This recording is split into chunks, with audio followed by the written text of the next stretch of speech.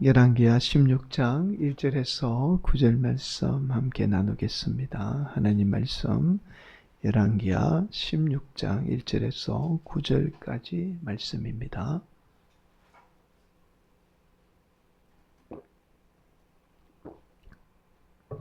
구약 성경 말씀 열왕기하 16장 1절에서 9절까지 말씀 교독해서 봉독하도록 하겠습니다. 1절 말씀입니다. 러말라의 아들 베가 제17년에 유다의 왕 요담의 아들 아하스가 왕이 되니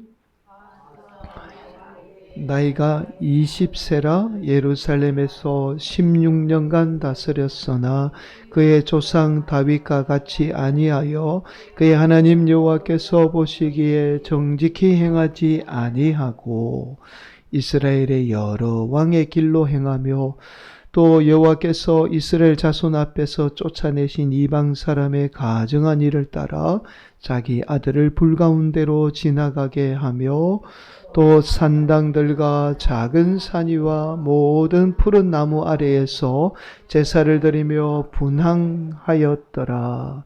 이때에 아람의 왕 러신과 이스라엘의 왕 르말라의 아들 베가가 예루살렘에 올라와서 싸우려 하여 아하스를 에워쌌으나 능히 이기지 못하니라.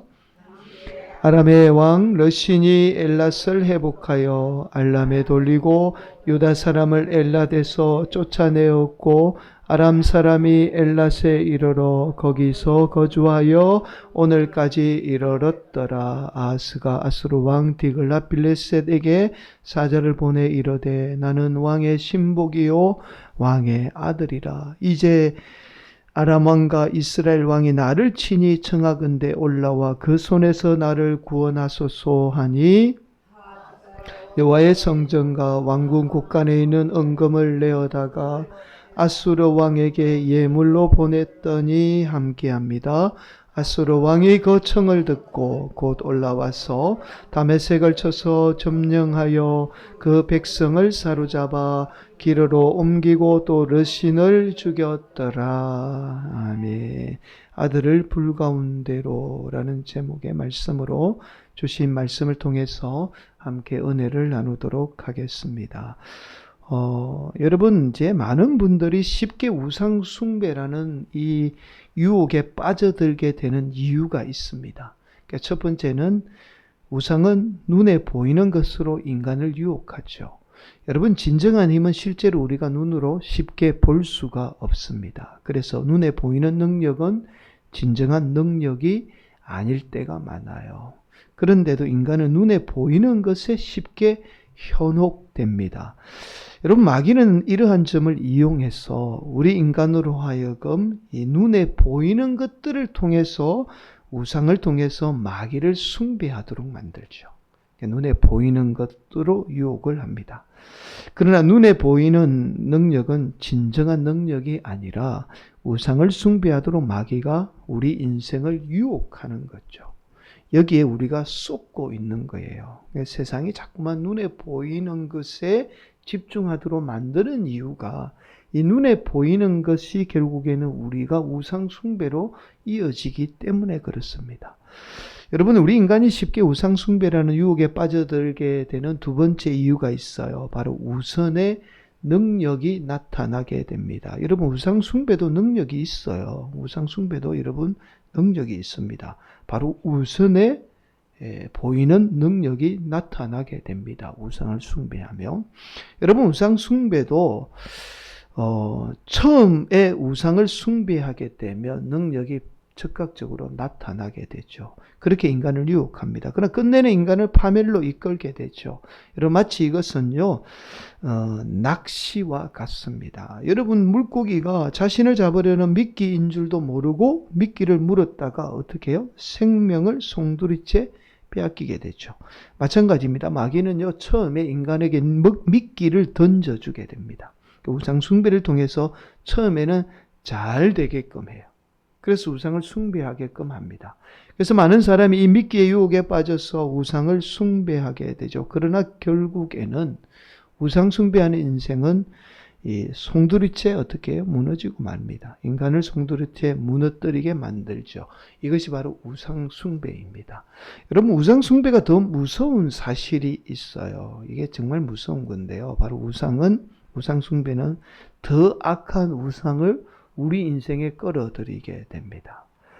여러분, 이것이 마귀가 우상 숭배를 통해서 인간을 파멸시키는 방법이에요. 마귀는 처음부터 우리를 완전히 파괴하지 않아요. 왜냐하면 인간이 쉽게 알 수 있어요. 우리를 파괴하려고 접근하면 우리가 쉽게 알 수 있습니다. 근데 그래서 마귀는요, 조금씩 우리로 하여금 우상 숭배하게 해서 나중에는 더 큰 우상을 숭배하도록 만들어서 우리 인생을 완전히 파괴하게 되는 거죠. 여러분, 마귀의 목적은 인간을 파괴하고 죽이는 데 있어요. 여러분, 어떻게 하든지 인간을 파괴하고 죽이고 상처 주고 무너뜨리는 게 마귀의 목적입니다. 반면에 우리 하나님은 인간을 살리는 데 목적이 있어요. 상처를 회복시키고 억눌린 마음을 회복시키고 또 질병도 회복시키고 아픔도 회복시키는 거죠. 이게 우리 하나님의 목적이에요. 여러분, 그래서 마귀는 어떻게 하든지 우리 인간이 하나님을 믿지 못하도록 눈에 보이는 것으로 유혹하고 또 우선의 당장의 능력으로 인간을 우상 숭배하게 만들어서 인간을 하나님을 믿지 못하도록 그렇게 만드는 거죠. 사랑하는 성도 여러분, 오늘도 우리 성도들이 우리를 살리는 이 하나님을 믿음으로 여러분 어떤 절망 가운데도 반드시 다시 일어날 수 있어요. 그게 하나님의 역사입니다. 우리의 영혼이 소생되는 복된 성도들이 되시기를 간절히 축복합니다. 여러분, 우리는 지난 시간에 한 사람의 잘못된 기준으로 인해서 끊임없이 분쟁으로 멸망하던 왕들에 관해서 말씀을 살펴보았습니다. 바로 북이스라엘의 왕들이 섬겼던 우상으로 인해서 분쟁으로 죽어갔던 왕들에 관해서 살펴보았죠. 그 첫 번째 왕이 바로 스가랴입니다. 여러분, 스가랴는 북이스라엘의 왕들 가운데 가장 오래도록 통치한 여로보암 2세의 아들이에요. 여로보암 2세는 50년 넘게 나라를 다스린 겁니다. 반세기 동안 나라를 다스렸어요. 그런데 그의 아들인 스가랴는 아버지가 죽고 왕이 되었는데 겨우 6개월도 채우지 못하고 살룸의 반역으로 비참한 죽음을 맞이하게 됩니다. 아버지가 50년을 다스렸는데 그 자녀는 지금 6개월도 못 다스린 거예요. 그렇게 비참한 죽음을 맞이하게 됩니다. 그러기 위해서 살룸이 북이스라엘의 왕이 돼요. 그런데 이 살룸마저도 단 한 달 동안 왕위에 있어요. 한 달 동안 왕위에 있다가 이번에는 머나헴의 반역으로 죽게 됩니다. 여러분, 그렇게 무려 1년 새 왕이 3번이나 바뀐 거예요. 3번이나 왕이 바뀌게 됐죠. 머나헴이 반역으로 북이스라엘의 왕위를 차지하게 되죠. 신하들의 이제 반역을 차단하기 위해서요, 온갖 악행으로 이스라엘 백성들을 공포로 다스리게 돼요. 아이벤 이 여성까지도 죽여서 뱃속에 있는 아이까지도 꺼집어내서 이스라엘 백성들을 공포로 다스리게 됩니다. 그러나 그런 그의 공포 정치도 오래가지 못해요. 10년을 채 넘기지도 못하고 그냥 죽고 맙니다. 자, 그러자 머나헴의 아들인 버가히야가 왕이 돼요. 그런데 이 버가히야도 채 2년을 넘기지 못하고 이번에는 베가의 반역으로 버가히야가 죽고 말죠. 여러분, 그렇게 베가가 북이스라엘 왕이 돼요. 자, 여러분, 베가는 제대로 왕위를 유지할 수 있었을까요? 이런 베가 또한 놀랍게도 호세아의 반역으로 죽고 맙니다. 여러분, 이처럼 남유다와 달리 북이스라엘이 끊임없이 반역으로 왕들이 자주 바뀔 수밖에 없었던 이유가 바로 그들의 기준이 여로보암 왕에게 있었던 거예요. 북이스라엘의 초대 왕이 여로보암을 기준으로 삼았던 겁니다. 여로보암이 섬겼던 금송아지 우상을 섬겼던 거예요. 결국 우상 숭배는 끊임없는 분쟁을 일으키게 되죠. 왜냐하면 우상은 다른 우상과 어떻게 해요? 경쟁합니다. 그렇게 자신의 힘을 가시하는 게 우상이에요. 그래서 우상을 섬기는 사람들은 어떻게 해요? 서로 갈등하고 분쟁할 수밖에 없어요. 여러분, 그러나 반면에 우리 하나님을 믿는 하나님의 백성은 분쟁하지 않습니다. 분쟁할 이유가 없어요. 왜냐하면 우리가 믿는 하나님은 유일하신 분이고 누구와도 견줄 수 없는 분이에요. 유일하신 하나님이 이 세상과 비교할 수 없는 분이죠. 그 하나님을 믿는 백성은 어떻게 해요? 그 유일하신 하나님의 능력을 갖게 돼요. 그래서 저와 여러분이 하나님 믿으면요, 하나님이 주시는 똑같은 일을 해도 하나님을 믿는 하나님의 백성은 하나님이 주시는 유일한 능력을 갖게 돼요. 세상이 주지 않는 능력을 갖게 됩니다. 그래서 분쟁할 이유가 없어요. 비교 대상이 되지 않는 겁니다. 사랑하는 성도들, 오늘도 우리 성도들이 유일하신 하나님을 믿음으로 하나님이 주시는 유일한 능력을 소유하는 복된 성도들, 자녀, 또 우리 가정이 되시기를 예수님의 이름으로 간절히 축복합니다. 여러분, 오늘 본문의 말씀은 지난 시간에 이어서 남유다의, 이번에는 북이스라엘, 지난 시간에 북이스라엘 왕들의 이야기했다면 오늘 본문은 남유다의 아하스 왕에 관해서 말씀해요. 여러분, 오늘 본문에 나오는 이 남유다의 아하스 왕은 이 남유다 왕들 가운데 가장 악한 왕입니다. 얼마나 악한 왕인지 오늘 본문 2절은 이렇게 말씀해요. 함께 봉독하겠습니다. 아하스가 왕이 될 때에 나이가 20세라 예루살렘에서 16년간 다스렸으나 그의 조상 다윗과 같이 아니하여 그의 하나님 여호와께서 보시기에 정직히 행하지 아니하고. 여러분, 남유다의 왕들이 그래도 북이스라엘 왕과 달리 반역이 아닌 이 다윗의 왕위를 계승할 수 있었던 것은 바로 그들이 다윗을 따라서 하나님을 잘 섬겼기 때문이에요. 그런데 오늘 본문의 아하스는 그들의 조상과 달리 다윗을 따르지 않고 어떻게 해요? 또 심지어 하나님 보시기에 정직하게 행하지도 않았다라고 말씀을 합니다. 여러분, 더 놀라운 사실이 있어요. 이 남유다의 왕인데 북이스라엘의 왕들을 따라서 온갖 우상을 숭배하며 가정한 일들을 벌이게 됩니다. 여러분, 끔찍한 사실은 우상을 숭배하면서 자신의 자녀까지 불살라 죽이게 돼요.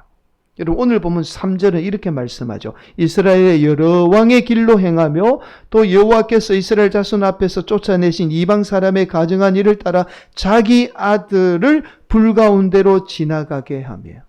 여러분, 오늘 본문의 말씀은 자신의 아들을 불 가운데로 지나가게 했다라고 말씀합니다. 여러분, 자녀를 불 가운데 지나가게 하면 자녀가 죽을까요? 살까요?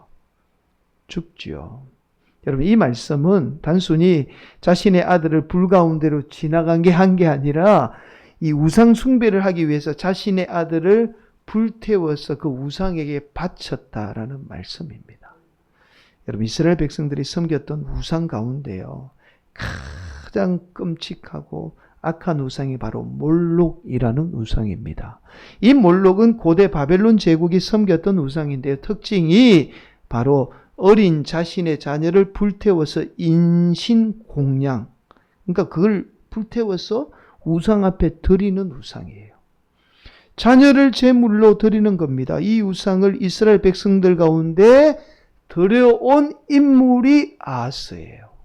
북이스라엘은 이미 이 우상을 섬겼는데 남유다에 처음으로 이 몰록이라는 우상을 드리고 온 인물의 왕이 바로 아하스예요. 오늘 본문 9절, 2절, 10절, 11절에 보면 이렇게 말씀합니다. 아하스 왕이 아수르의 왕 디글랏 빌레셋을 만나러 다메섹 갔다가 거기에 있는 제단을 보고 아하스 왕이 그 제단의 모든 구조와 제도의 양식을 그려 제사장 우리야에게 보냈더니 아하스 왕이 다메섹에서 돌아오기 전에 제사장 우리야가 아하스 왕이 다메섹에서 보낸 대로 모두 행하여 제사장 우리야가 제단을 만든지라. 이 제단이 어떤 제단? 몰록을 섬기는 우상의 제단. 여러분, 아하스가 아수르 왕입니다. 디글랏 빌레셋을 만나러 갔다가 몰록이라는 우상을 그대로 이 이스라엘 땅에 그대로 똑같이 가져오게 돼요. 여러분, 보통은 이제 부모가 자식을 위해서 희생하잖아요. 부모가 자식을 위해서 희생하는 것이 세상의 이치입니다. 자, 그런데 자신의 욕망을 위해서 자녀를 희생시키고 있는 거예요. 이 우상이 얼마나 무서운 우상인 것을 알 수 있으며 또한 인간의 질서를 파괴하는 파괴적인 우상이라는 사실을 그대로 보여주고 있는 거예요. 여러분 결국 이러한 원인이 바로 아하스가 그의 조상들의 길을 따르지 않고 북이스라엘의 왕들이 섬겼던 우상을 섬기는 결과로 이어지게 됩니다. 더 놀라운 사실은 자신의 우상 숭배로 인해서 다른 우상을 섬기던 이 북이스라엘과 분쟁하게 돼요. 여러분 본문 말씀은요, 아하스가 북이스라엘의 왕들이 그 섬겼던 그 따랐던 우상의 길을 따랐다고 그렇게 말씀합니다. 그렇다면 여러분 북이스라엘과 사이가 좋아야 되잖아요. 그러니까 북이스라엘이 섬겼던 우상을 남유다의 지금 아하스 왕이 지금 같이 섬기고 있는 거예요. 그러면 어떻게 해요? 같은 우상을 섬기니 당연히 어떻게 해요? 사이가 좋은 게 맞잖아요.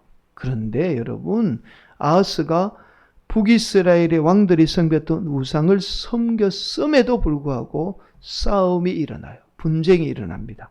여러분 이때 북이스라엘은 아람 제국과 손을 잡고 남유다 아하스 왕을 공격하게 됩니다. 여러분 그러자 남유다의 아하스는 아수르 제국인 디글랏 빌레셋에게 도움을 구하게 돼요. 그 말씀이 7절 말씀입니다. 한 번 더 봉독할까요? 졸음이 조금 오죠? 한 번 더 봉독합니다. 시작. 아하스가 아수르 왕 디글랏 빌레셋에게 사자를 보내 이르되 나는 왕의 신복이요 왕의 아들이라 이제 아람 왕과 이스라엘 왕이 나를 친히 청하건대 올라와 그 손에서 나를 구원하소서. 여러분 얼마나 지금 비참하느냐 하면 이 아하스가 이 아수르 왕에게 가가지고 이렇게 이야기해요. 나는 당신의 신하입니다. 당신의 아들입니다. 제발 좀 도와주십시오. 그리고는요, 아하스가 하나님의 성전에 있는 온갖 금과 은을 다 끌어모아요. 그리고 뭐 성전에 있던 솔로몬이 기둥에 발라있던 금도 다 끌어모아가지고는 이 아수르의 디글랏 빌레셋에게 바쳐요. 그 말씀이 8절 말씀에 나옵니다. 아하스가 여호와의 성전과 왕궁 곳간에 있는 은금을 내어다가 아수르 왕에게 예물로 보냈더니, 여러분 아무리 급해도 하나님의 성전의 은과 금은 손대면 안 되잖아요. 근데 이 아하스가 자신이 살기 위해서 하나님의 성전에 있는 은과 금을 다 끌어다가 이 아수르 디글랏 빌레셋에게 바치게 된 겁니다. 여러분 그런데 이 일이 나중에 엄청난 결과를 초래하게 돼요. 여러분 열왕기하 17장 3절에 의하면 우리가 나중에 살펴보겠습니다. 이렇게 말씀해요. 아수르 왕 살만 에셀이 올라오니 호세아가 그에게 종이 되어 조공을 드리더니, 이 말이 무슨 말이냐면요, 남유다의 금과 은을 맛본 아수르가 이번에는 어디에 금과 은을 탐을 내냐면 남유다에 지금 은금을 지금 받은 거예요. 그러니까 은금에 이 욕심이 나잖아요. 그러니까 이번에는 북이스라엘마저도 쳐들어가서 그들에게 은과 금을 빼앗게 됩니다. 결국은 이 아수르가 우상을 숭배하면서 자기가 살기 위해서 지금 아하스가 남유다의 아하스가 살기 위해서 자기가 살기 위해서 지금 아수르에게 금과 은을 바쳐서 자기가 지금 그 모면했던 것이 결국에는 어떻게 해요? 아수르가 북이스라엘을 멸망시키는 빌미를 지금 제공한 거예요. 여러분 한번 금과 은에 맛을 들인 이 아수르가 남유다에도 금이 많으니까 북이스라엘에도 금이 많겠지. 그렇게 북이스라엘 쳐들어가서 북이스라엘을 멸망시키고 만 거예요. 사랑하는 성도 여러분, 앞서서 말씀을 드렸듯이 우상 숭배는요, 반드시 더 심각한 우상을 우리의 삶에 끌어들이게 돼요. 여러분 왜냐하면 우상 숭배는 만족을 모릅니다. 계속해서 더 많은 우상을 섬겨야만이 그 우상이 자꾸만 더 큰 우상을 끌어들이게 돼요. 여러분 이것은 마치 우리의 욕망과 닮아 있어요. 여러분 우리의 욕망은 채워지면 더 큰 욕망을 요구하게 되잖아요. 여러분 우상도 마찬가지예요. 우상 숭배는 반드시 여러분의 더 큰 희생을 반드시 요구합니다. 그렇게 더 큰 우상을 끌어들이게 돼요. 그렇게 나중에 어떻게 해요? 인간을 송두리째 망치는 것이 바로 우상 숭배예요. 여러분 결국에는 아하스가 자신의 아들을 몰록에게 드렸던 우상이 어떻게 해요? 바로 아수르의 디글랏 빌레셋이 섬겼던 우상이라는 더 큰 우상을 끌어들이게 된 겁니다. 이 결과로 북이스라엘이 완전히 아수르에 의해서 멸망하게 된 거예요. 사랑하는 성도 여러분, 끊임없이 열왕기의 말씀은 북이스라엘 남유다의 왕들이 우상을 섬겼을 때에 어떤 비참한 최후를 맞이하게 되는가를 그대로 보여주고 있습니다.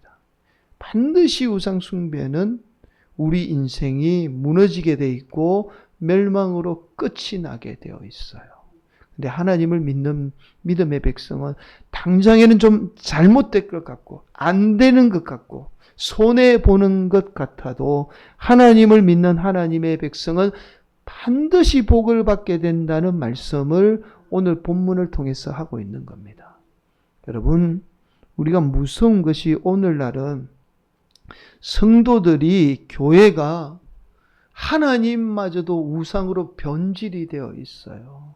그래서 우리가 정말 정신 차리고 신앙생활을 하지 않으면 하나님을 믿는 것 같은데 우상을 숭배하는 나라가 지금 대한민국이 지금 되어 있습니다.